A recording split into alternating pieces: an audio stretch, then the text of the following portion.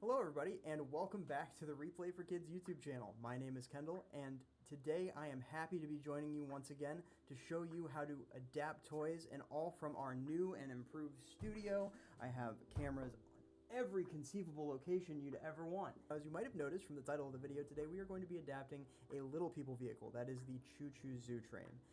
These are very common toys. Fisher-Price has them in every big box store around, and we have a lot of sets of instructions for these, which can be found at replayforkids.org, linked down below. All of these toys have slightly different circuit boards inside, so we want to make sure that we have a photo of every individual one for you. For example, here is the Choo Zoo train, and here is the dump truck. As you can see, these are different circuit boards, so we want to make sure that we are following the correct set of instructions. Our Little People Vehicles PDF has several of them in there, so just make sure that you are on the right pages and follow along with the video, and you'll be good to go. As for tools you'll need today, nothing out of the ordinary. This is a very easy beginner adapting process. This is something that we will commonly throw volunteers through because it's such a common toy that is so easy to access. There is just a lot of screws in these normally. Without further ado, let's get this started. So as you can see here, my toy is not open yet, so we need to fix that problem. Oh, and it's going off already. Okay. Thank you, Choo Zoo train. So generally, your first step is going to be ensuring the toy works. And as we can just see, I verified the toy worked. It went off immediately. So I'm going to go ahead and take a battery out of this toy. And we just need to take one battery out, and you can go ahead and throw that in your trusty screw plate. That way, this toy isn't going to activate while we are unclipping anything or unscrewing anything. It's just, you know, keeps you sane a little bit. Now that we have verified that the toy works and we have that battery out of it, we're actually going to set this aside, and we are going to prep our wire before we open our toy. So we're going to take our speaker wire here, and using your fingernail or a tool that you have at your side, you're going to just split just down the middle right there, and you don't need much. You only need about an inch. And you're going to take your wire strippers, and you're going to go up to gauge 18. A little bit hard to see. There we go. Gauge 18.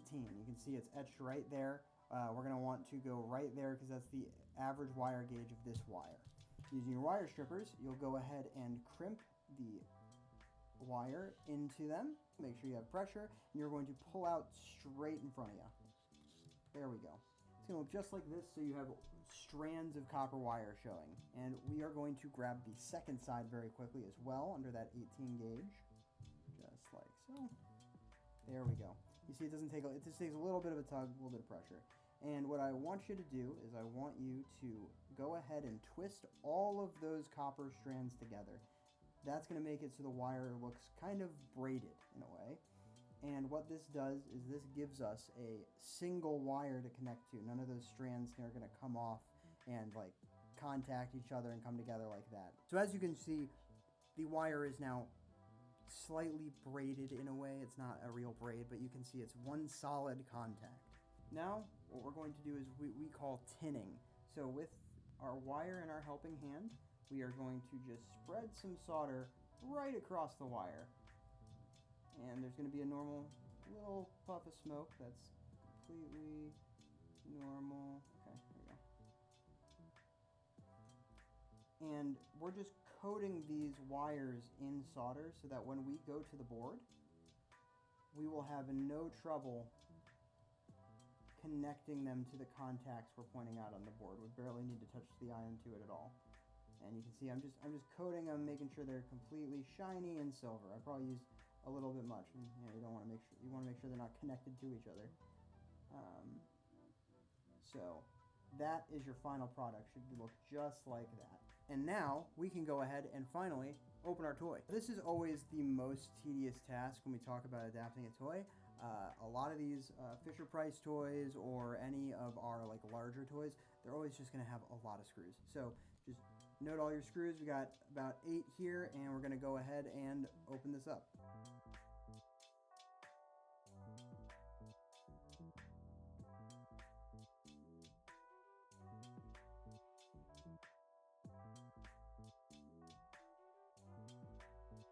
Okay, now with each of these screws, I'm going to go ahead and throw them into my screw plate so that we don't lose them. why it's there, and the ones that are lower, probably gonna not want to disconnect fully. Yeah, let's see here. These ones are always a fun time. Oh, okay, yep, see? Where'd that go? That fall on the wheel well? There we go, there's two. And it looks like we might be searching for that one for a second. There we go. Hey, look at that. Look what I found. And I think, there we go, there's our other one. See, this is how easy screws just end up disappearing. This is how easy it can happen. So these are the top half of the vehicle. We can go ahead and just set these to the side. And this is the meat and potatoes of what we're working on. First things first, what we want to do is we actually want to thread our finished wire through this. Now, most of these toys have these packaging pieces. This is often where you'll see the plastic screws that keep the toy in the packaging land. What we're going to do is we're going to feed this wire through so that is where our wire is going to come out of the toy for the adaptive jack to be on it. And for this toy, we want to go to... This toy is going to be a little bit misleading because you can see that there's two of the same circuit board here.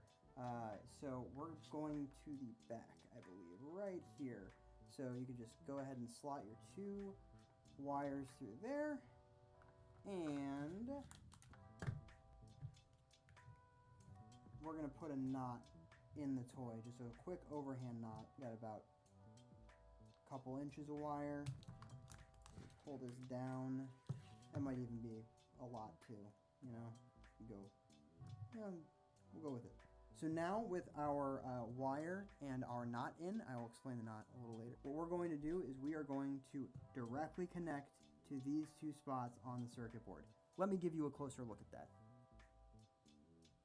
So once again, I do just want to remind you that we're going to be going to this middle board. This board up top does look just as the same. It's a little bit different, and it's because these have two different activations.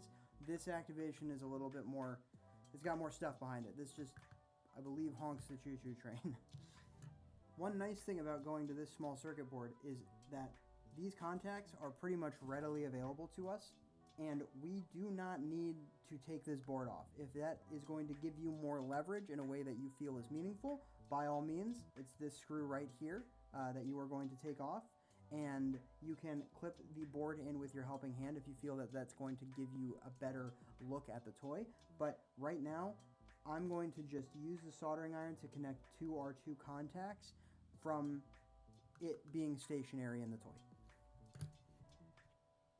So here is where we are going to clip our wire into our helping hand, and I like to use this kind of as a finger to just extend here safely and set it down on the contact. And with solder on both of these pieces of wire, we should be able to just heat up our location real quick and let go.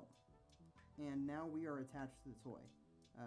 Once we get that, there we go. So just like that. You don't even need to press on the circuit board as much as just the wire that's connected to the contact on the circuit board. And I'll give you a closer look once I get this second wire on. Make sure we get adjusted properly. Like so. If you need to split your wire anymore, feel free to do so. We should be able to just tap our iron right on here, and in any second now it's going to melt that solder just like that. And we are on.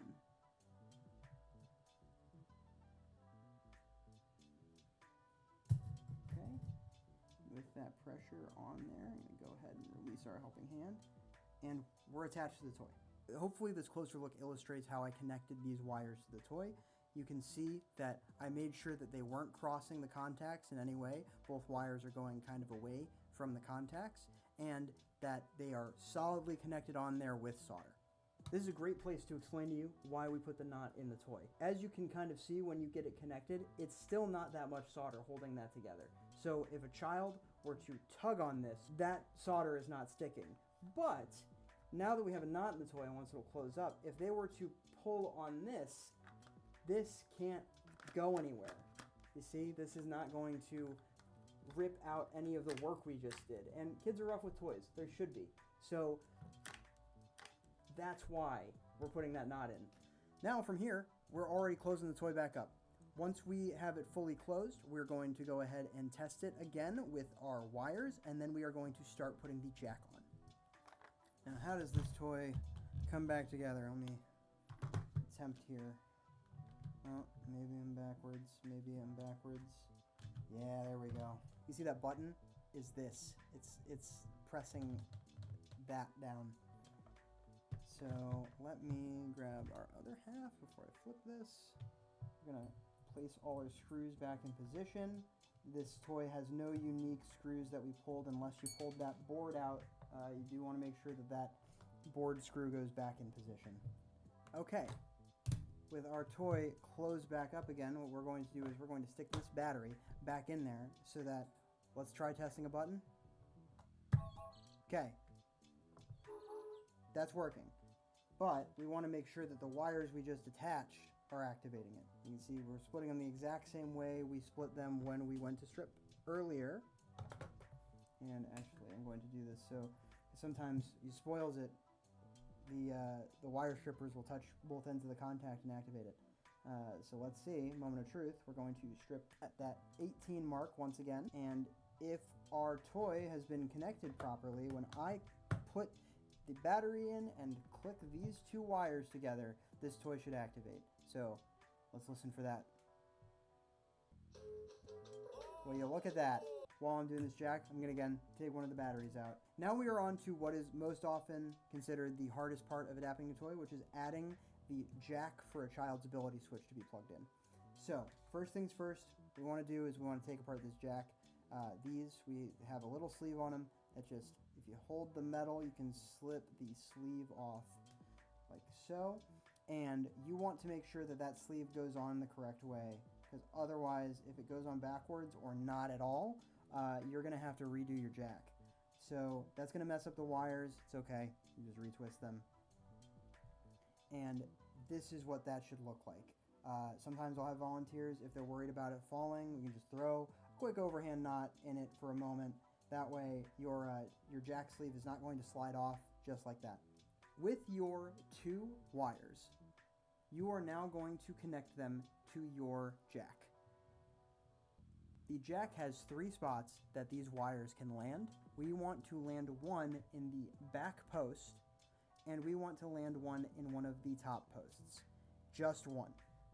Something I like to do before I seed these wires into the jack is I like to actually cut one of them a little shorter. You can just cut off the edges. You can cut it shorter when you go to attach it. But what this does is it's going to offset those wires so that one of them is automatically already shorter and can go to the back post. And let me give you an idea of what that looks like when they're connected in. As you can see, it helps to give them a longer tail because that makes it easier to thread through. But this is what you ideally want your jack to look like, is one through that top right circular post and one through that bottom post slot. Once both of your wires are seated, the easiest way to clip this in is you're just going to clip your helping hand directly into the jack itself. Make sure you get a good set place for your helping hand to be, so that when you solder, you have full view of wherever you're connecting to.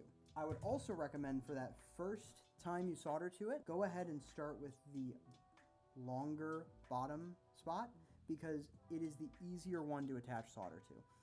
You're going to hold your iron up against the post, and once your iron is on there long enough, it should just naturally heat up the metal so that the solder melts better and really makes a firm connection to the wire. So you're going to hold your iron right up against that and give it a few seconds, let it really heat that metal, and then I'm going to start feeding solder on. And just like the wires when we did them the first time, you don't need that much solder. You really don't need much.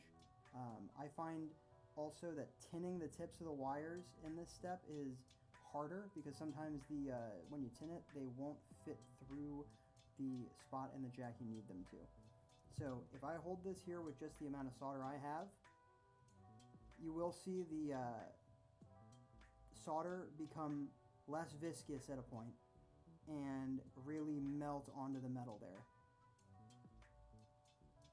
You might be burning a little bit of the sleeve, that's totally fine.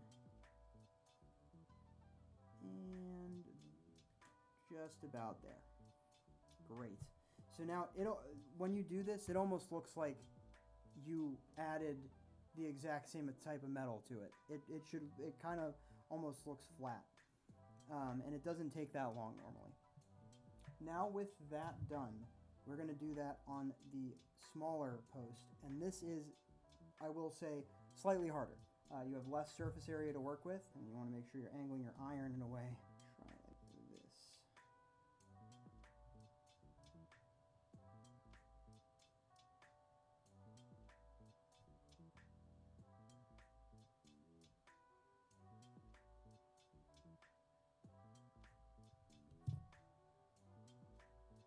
Second.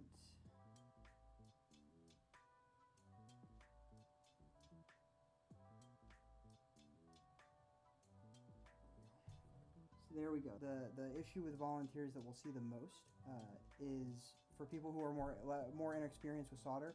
They can't realize when they have solder that is keeping the wire on there, but the solder is not making a solid connection with the metal. So the wire can still move around and get off the contact and stuff like that, even if the solder is keeping it somewhat in place. So we just want to really make sure we're getting a solid connection to that. And that's not easy if you haven't had any solder experience. So take your time. It's a very easy to mess up step, but that's why you just want to be patient with it. And if you mess it up once or twice, you can always go back and try again. Now with our toy essentially done, what we ideally want to do is we want to test it with a test switch. If you don't have one of these available, that's okay. You can make one if you have a 3D printer. We have instructions for that. Those are also listed down below. But we want to make sure that that jack actually works. So if I go ahead and plug this in here, this toy, and I need a battery in it, that would help. With this plugged in, I'm going to press this button and this toy should activate. Perfect. Toy works great. So now we are just cleaning up this. You're going to go ahead and take a pair of diagonal cutters if you put longer tails on these jacks. And you want to just chop off the extra tail right there, because that can get in the way and complete the circuit inside the jack if it gets closed with the sleeve over it. And this one looks pretty good and it's not going to connect to anything, so just slide your sleeve over and screw that back on. And we're going to do one last dummy check here just in case by plugging in that with our jack and the battery, and we're working great. So I'm going to close that battery cover, and there we have a complete Little People vehicle with an adaptive jack on it. Thank you so much for joining me for this tutorial today. As you can see, this was a fairly easy toy, and I hope that that's reflected pretty well in the video. I think it's very beginner friendly, and I think that if you have never adapted a toy before, this is a great start. Any of these Little People vehicles are really accessible. You don't need a lot of special tools. At most, you might need a Dremel. Occasionally. That's the only tool we didn't use today. Once again, I have left instructions for this down below that you can use for this specific toy as well as any of the other Little People vehicles. That's at replayforkids.org, and all of that is going to be linked down below. And please like, comment, share, all that jazz. We love these videos to get out there and for people to get eyes on this, because this is a great project that a lot of different ages can do and is just so crucial. One of Replay's biggest goals is making these toys as accessible as possible for a very low cost. Any manufacturer that adapts toys in-house can sometimes raise the price of these up to 500 to 600%. What we just added is cents and a little bit of effort, and that is a dream for a lot of the kids that need these toys for their learning process. So I hope saying it like that tells you how much a difference toys like these can make, and I hope that you try adapting yourself, or even check in with your local disability service, see if they need toys repaired. And we are always here. If you have any questions, comments, please leave them. I'd love to answer them, and I'd love to see more people adapting and joining us to do so. So thank you so much. Have a good day. Tap our iron right on that contact, and you shouldn't even need to touch the circuit board. Oh, my iron dying? There we go. Just like that. So now, we're not connected still. Dang it.